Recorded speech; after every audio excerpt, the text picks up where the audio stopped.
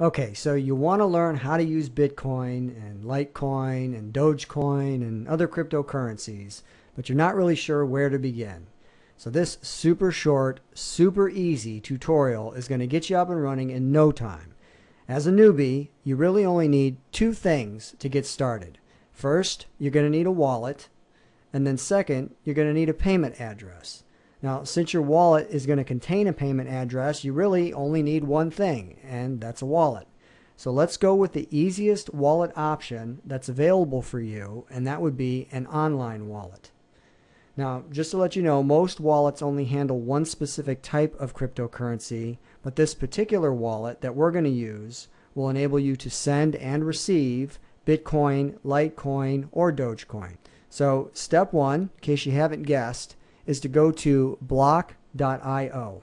And we're going to go here, we're going to open up our account. So we're going to hit sign up. We're going to enter an email address. Now, since this is just a test account, I'm just using a throwaway email. You would not do this. So test 2223334.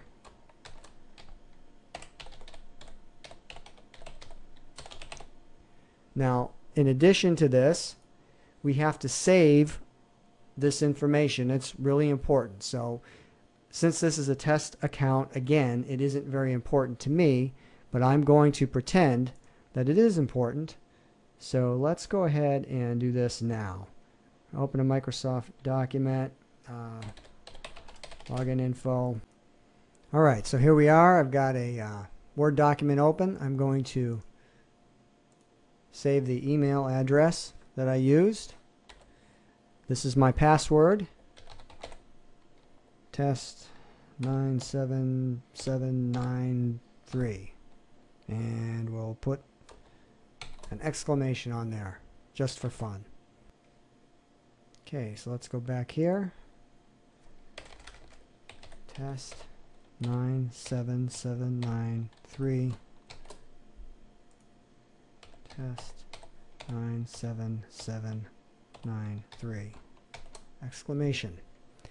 And sign up.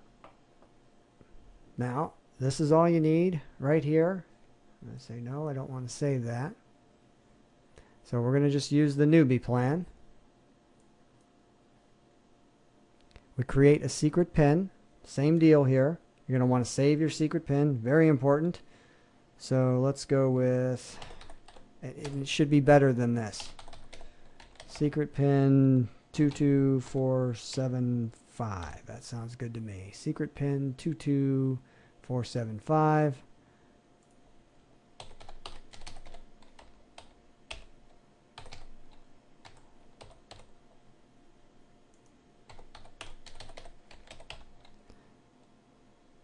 Two, 22475. Let's set that. Now they're going to give you one more piece of information here, and that's this secret mnemonic, which hopefully you're never going to need, but you absolutely want to copy it and save it.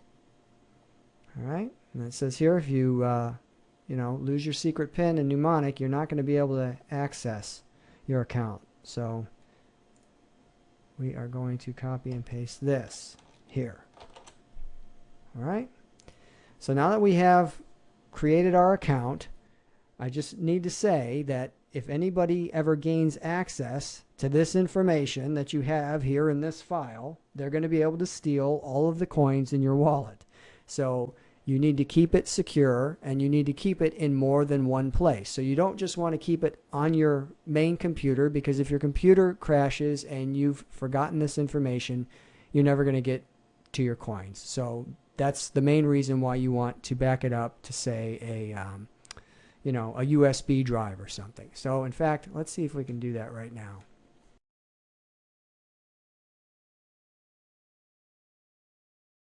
All right, so we've got that done. I gotta say I've saved the information. I've got it done.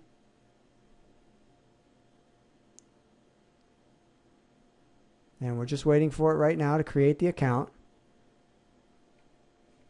Don't want to save my password. Here's some additional information if you would like to look at it. don't really need to pay too much attention to this right this second.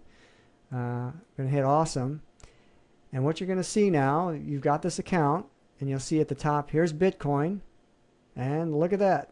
There's an address. And here's Dogecoin. If you click on it, and there's a Dogecoin address right here. Okay? And here's Litecoin, and here's a Litecoin address. So basically, at this point, you have a wallet, and you have addresses that people can send coins to.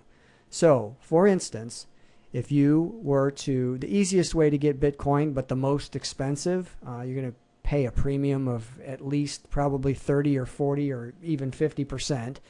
But, you know, the easiest way to get it is to go to somewhere like eBay, find a trusted seller. And it'll seem like they're taking advantage of you because they're charging so much. But the problem is, the reason they're charging so much is because PayPal really doesn't provide them any type of protection against fraud. So they charge a very high premium to take that risk. I will recommend, since all of these essentially work the same, that if you're new and you want to kind of play around with how this all works, that you would just start with Dogecoin. Okay? So you can do the same thing. You can go to eBay, but there's a huge difference in price. 1,000 Dogecoin probably costs about 14 cents or something like that. And, you know, 1,000 Bitcoin costs about $230,000 right now, something along those lines. So clearly, if you want to play around and get an idea of how all this works, I totally recommend you just go with Dogecoin. So we'll just go forward from the Dogecoin tab here. And what we have is this address. And what I'm going to do is I'm going to pretend that this is your account and that you went to eBay and you purchased, I don't know, 10,000 Dogecoin for a few dollars, whatever it cost. The person that you purchased from is going to request that you send them this payment address. Now, if you want a separate payment address, which isn't a bad idea, you just go right here, same wallet, but you're going to get another payment address. So we're going to label it, we'll say eBay seller 1. Okay? And we're going to create that. All right. See this right here, eBay seller 1? You're going to give them this address, so that way you'll know when you have a Doge balance here, you can see that it came from this guy. All right? So we're going to assume that that's what we're doing right now. We're going to take this address and we're going to give it to somebody who's going to send us Dogecoin. In this case, I'm going to send the Dogecoin to myself by going down into the basement and sending it from a different wallet that I have, a software wallet. It's not an online wallet, it's a software wallet, which is a little bit more secure for keeping large quantities of coins. I would never recommend that you store a great deal of value in coins online. It's just not a good idea. But since you're just starting out, and since we're only playing around with Dogecoin, which isn't worth a whole lot, certainly not in the amount that we're going to mess with, this is going to be fine. So we're going to pretend that we gave this here address to the person who is selling us 5,000 Dogecoin, and I'm going to go initiate that transfer right now. Okay, I am back upstairs, and I just sent it. So I'm going to refresh this screen and see how long. Look at that. All right. So what you have right now is that was immediate. So that was less than probably 15 seconds. You have it as a pending transaction. And so it's going to take probably about 5 minutes for this to be confirmed, and then it'll go over into your balance here. So I'm going to go ahead and pause this again and wait for it to become confirmed, so then I can show you the next step.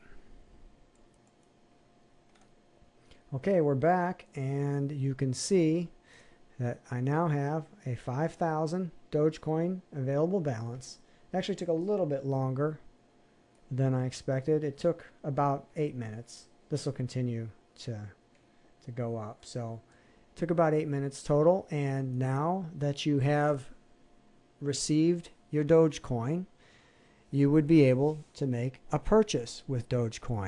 5,000 Dogecoin, like I said, isn't going to get you very much. This would be something that you can just kind of play around with, like at Reddit, tipping people and sending coins back and forth just to get an idea of how it works. So basically, at this point, let's just assume that you did have somebody that you wanted to send 5,000 Dogecoin or just 1,000 Dogecoin to. It doesn't make any difference. You would click on this, send to anyone, and you would paste the actual address that the person gave you here. So just like you gave this address to the eBay seller when you made the purchase, you said, okay, send me some Dogecoin, here's my address, and it came to you. Now you're going to get an address from whoever it is that you plan on sending to. You're going to paste it in here. You're going to put the amount of Dogecoin here. So let's just say, it's 1,000 Dogecoin that you're going to send to somebody. You're going to paste in the address here, and then you're going to paste in that secret PIN, and then just hit send. And that's it. It really is that simple. When you start messing around with Bitcoin, everything is exactly the same. One difference is that Bitcoin will take a little bit longer to confirm. Sometimes it could take, I haven't actually used it with Block.io at this point, but don't be surprised if it takes, 20 minutes to maybe even an hour, depending on network traffic, before the Bitcoin transaction is fully confirmed. But there's one other thing you can do here. Like I said, I wouldn't recommend, especially like let's say you have a couple $1,000s worth of Bitcoin. I personally would never keep that online in an online wallet. I would go get a downloadable wallet and do the research at that point necessary to figure out why it's more secure and how you back up your wallet and different ways to protect yourself. As far as the online wallet is concerned, there is one additional setting here that they have, which is safer authentication. So it's a two-factor authentication. In the event that you wanted to set this up, it would, just in case somebody did get a hold of your login credentials, what they would do is send you an additional code that you have to enter before you can get into your account, and that would go to the email that you used when you opened your account. So that should protect you in that sense, unless the person just so happened to have access to the email as well. You'd be protected. Okay, so anyway, hopefully you know what this is all about at this point. Basically, all you need is a wallet. Once you get your wallet, then you'll get a payment address. Once you get a payment address, then you can have people send you Bitcoin. You can obviously have multiple addresses in any wallet. So same thing over here. You start with the default address, and that's fine. But if you want to add another address, you can do that, and you can do that over and over again. And so this particular online wallet with your username and your password is going to contain any Bitcoins that are sent to any of the addresses in this wallet that you have people send money to, or Bitcoin, Dogecoin, or Litecoin to. So hope you found this video useful, and have fun.